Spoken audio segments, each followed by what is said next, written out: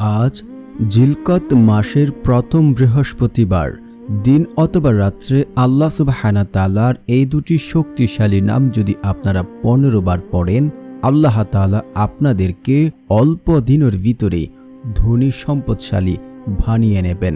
আপনি যদি চান যে আপনি সর্বোচ্চ ধনী হবেন এবং আপনার টাকা পয়সার অভাব হবে না, কখনো কারো কাছে টাকা পয়সার জন্য যাইতে হবে না, তাহলে আজকের এই আমলটি শুধু আপনারা নিয়মটা ফলো করে আল্লাহ তাআলার কাছে দোয়া করুন, সাথে সাথে দোয়া কবুল হবে। যেহেতু বৃহস্পতিবার আর হচ্ছে জিলকত মাসের প্রথম দিন, আপনারা যদি চান যে আপনারা সব সময় ধনী থাকবেন, আমৃত্যু পর্যন্ত ধনী থাকবেন, তাহলে আজকের এই আমলটি আপনাদের জন্য। আজ পর্যন্ত কেউ ব্যর্থ হয়নি, শুধু আপনাদেরকে নিয়মটা ফলো করে তারপর আমলটি করতে হবে। তাই বলছি, টেনে ভিডিও দেখলে হয়তো নিয়ম মিস হয়ে যাবে, তাহলে কাজ হবে না। তো তাই না টেনে সম্পূর্ণ ভিডিওটি দেখুন। আর যারা চ্যানেলটি সাবস্ক্রাইব করবেন তাদেরও মনের আশা পূর্ণ হবে ইনশাআল্লাহ। আজ হচ্ছে জিলকত মাসের প্রথম দিন আর হচ্ছে বৃহস্পতিবার। বৃহস্পতিবারে এমন সময় রয়েছে যে সময় আল্লাহ তাআলার কাছে দোয়া কবুল করা হয়। আমরা যদি আল্লাহ তাআলার কাছে ওই সময় খাঁটিভাবে আল্লাহ তাআলার কাছে চাইতে পারি, আমার জীবনে আপনার জীবনে যা লাগবে আল্লাহ রাব্বুল আলামিন তার সাথে সাথে দিয়ে দেবেন। কারণ আল্লাহ তাআলার কাছে কোনো কিছুর অভাব নেই। আল্লাহ তাআলা যাকে ইচ্ছা তাকে অঢল ধন সম্পদ দান করেন, আবার যাকে ইচ্ছা তাকে অভাব অনটনে ফেলে পরীক্ষা করেন। কিন্তু আমরা যদি আল্লাহ তাআলার কাছে খাঁটিভাবে সঠিক নিয়মে চাই, আল্লাহ তাআলা আমাদের খালি হাতে ফেরত দেবেন না। কারণ রাসূল সাল্লাল্লাহু আলাইহি ওয়াসাল্লাম ইরশাদ করেন, যখন কোনো বান্দা আল্লাহ তাআলার কাছে দুহাত তুলেন এবং আল্লাহ রাব্বুল আলামিন ওই বান্দাদেরকে খালি হাতে ফেরত দিতে লজ্জাবোধ করেন, আল্লাহ তাআলা কখনোই খালি হাতে দেন না। আপনি যদি ইতিমধ্যে দারিদ্রতায় দেখে থাকেন, সংসারে টানাপোড়া লেগেই আছে, কোনোভাবেই যেন সংসার থেকে অভাব অনটন দূর করতে পারছেন না, আপনি অনেক টাকা ইনকাম করেন কিন্তু কোথায় যেন টাকা মিলিয়ে যায়, টাকা যেন আপনাকে ধরা দিচ্ছে না, সমস্যার পরে সমস্যা লেগেই আছে, অভাব অনটন দূর হচ্ছে না, কঠিন বিপদে পড়ে গেছেন দুনিয়াতে, আল্লাহ রাব্বুল আলামিন এই সকল বিপদ আপদ অভাব অনটন দূর করে দেবেন এবং আপনাকে আল্লাহ রাব্বুল আলামিন অল্প দিনে অল্প সময় ধনী সম্পদশালী বানিয়ে দেবেন। কারণ ধনী হওয়া কোনো দোষের কিছু নয়। আপনার কাছে যদি সম্পদ না থাকে, টাকা পয়সা না থাকে, তাহলে আপনি কুফুর দিকে ধাবিত হতে যাবেন। কারণ রাসূল সাল্লাল্লাহু আলাইহি ওয়াসাল্লাম সবসময় দোয়া করেছেন দারিদ্রতা থেকে দূরে থাকার জন্য। আমাদেরকে দোয়া করতে হবে আল্লাহ তাআলার কাছে। কিভাবে চাইলে এবং কখন চাইলে আল্লাহ তাআলা দেবেন তা কিন্তু রাসূল সাল্লাল্লাহু আলাইহি ওয়াসাল্লাম শিখিয়ে গেছেন কিভাবে দোয়া করতে হবে। আর পবিত্র কুরআনে আল্লাহ তাআলা বলেন, উদউনি আস্তাজিব লাকুম, তোমরা আমাকে ডাকো, আমি তোমাদের ডাকে সাড়া দেব। আল্লাহ তাআলা আরো বলেন, তোমরা আমার কাছে দোয়া করো, আমি তোমাদের দোয়া কবুল করব। আর যে ব্যক্তি আল্লাহ তাআলার কাছে দোয়া করে না, অহংকার বশত মুখ ফিরিয়ে নেয়, আল্লাহ রাব্বুল আলামিন তাকে দুনিয়া দিয়ে ব্যস্ততা দিয়ে ভরিয়ে দেন, তার অভাব অনটন চলে আসে। তো আমরা আল্লাহ তাআলার কাছে নিয়মটা ফলো করে ভাই, আপনি যদি চান যে সত্যি চান যে আপনার জীবনের অভাব অনটন দূর হয়ে যাক, বিপদ আপদ দূর হয়ে যাক, আপনার ধন সম্পদ বৃদ্ধি হয়ে যাক, তাহলে প্রত্যেকটা পয়েন্ট প্রত্যেকটা নিয়ম মেনে আপনাকে আজকের এই আমলটি করতে হবে। অবশ্যই আপনাকে এই শর্ত মানতেই হবে, তা না হলে আপনি যাই দোয়া করুন না কেন আপনার দোয়া কবুল হবে না। আর যদি আপনি শর্ত মেনে আমল করে থাকেন এই পর্যন্ত, আপনার জীবনের সমস্ত দোয়া আল্লাহ রাব্বুল আলামিন কবুল করে নিয়েছেন।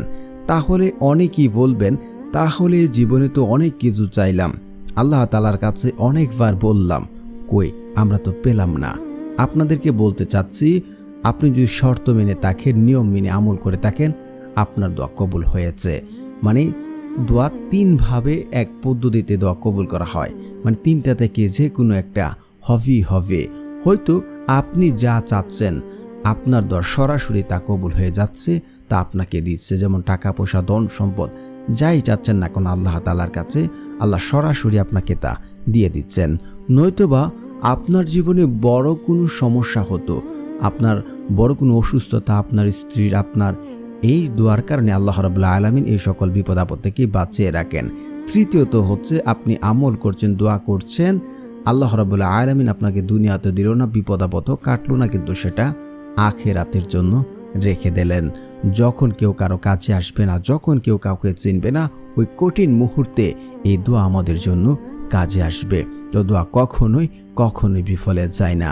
দোয়াই পারে আপনার ভাগ্য পরিবর্তন করতে।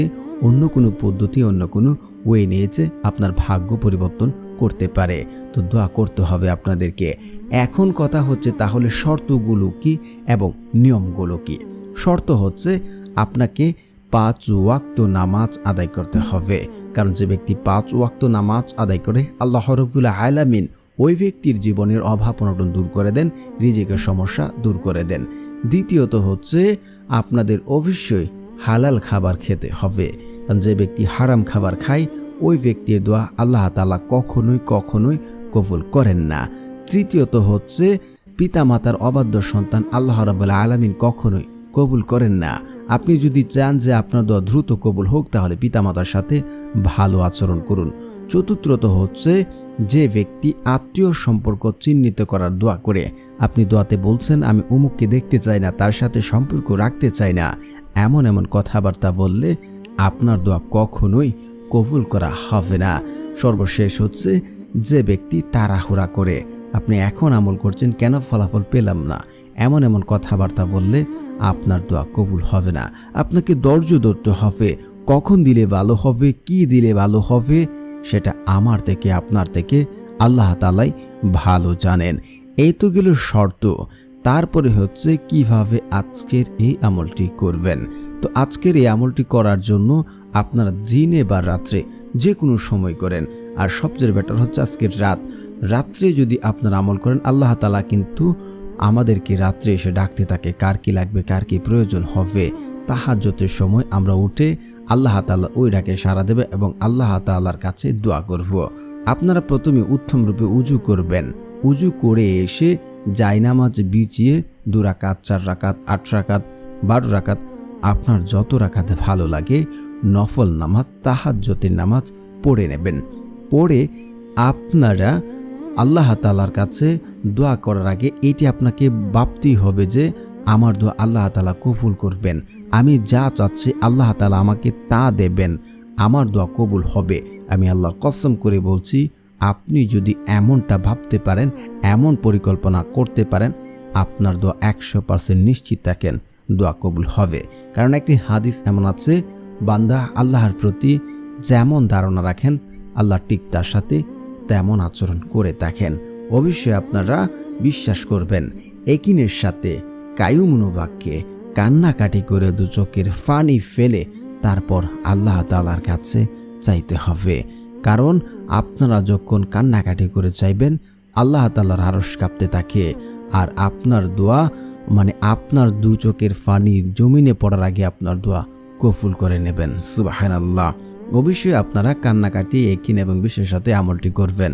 তারপর হচ্ছে আপনাদের দোয়া দ্রুত কবুল হওয়ার জন্য আপনারা পড়ে নেবেন ইস্তিগফার। ইস্তিগফারের বহু ফজিলত রয়েছে।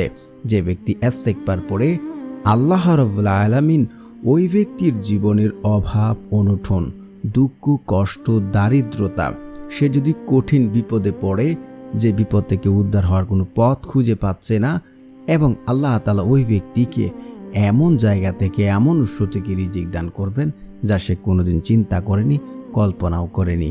আপনি কঠিন বিপদে পড়ে গেছেন, কোনোভাবে উদ্ধার হতে পারছেন না, আল্লাহ তাআলা কুদরতিভাবে আপনাকে পথ দেখাবেন এবং আপনাকে এমন জায়গা থেকে, এমন উৎস থেকে রিজিক দেবেন যা আপনি কোনোদিন চিন্তা করেননি, কল্পনা করেননি।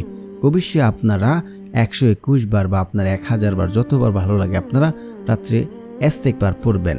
তো ইস্তিগফার আপনারা এইভাবে পড়বেন, আস্তাগফিরুল্লাহ, আস্তাগফিরুল্লাহ, আস্তাগফিরুল্লাহ, আস্তাগফিরুল্লাহ, আস্তাগফিরুল্লাহ পড়বেন না, তাহলে দোয়া কবুল হবে না। তারপরে হচ্ছে আপনারা পড়ে নেবেন দুরূদ শরীফ। আপনারা সকলেই জানেন যে রাসূল সাল্লাল্লাহু আলাইহি ওয়াসাল্লামের উপরে যদি কেউ দুরূদ না পড়ে তার দোয়া কবুল করা হয় না। সেটা আসমানে গিয়ে ঝুলন্ত অবস্থায় থাকবে। তো রাসূল সাল্লাল্লাহু আলাইহি ওয়াসাল্লামের উপরে দুরূদ পড়বেন। যারা পারেন না আমার সাথে সাথে পড়ে নিন, শুনলেও হয়ে যাবে ইনশাআল্লাহ।